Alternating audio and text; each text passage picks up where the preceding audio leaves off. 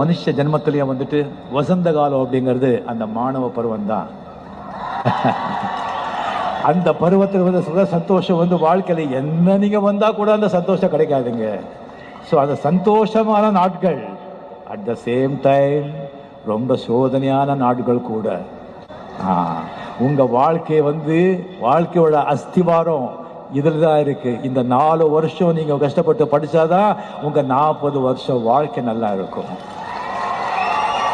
படிப்பது மட்டும் இருக்கட்டும் உங்களுடைய எண்ணம், உங்களுடைய கவனம். வேற எதுலையும் நீங்க கவனம் செலுத்தாதீங்க.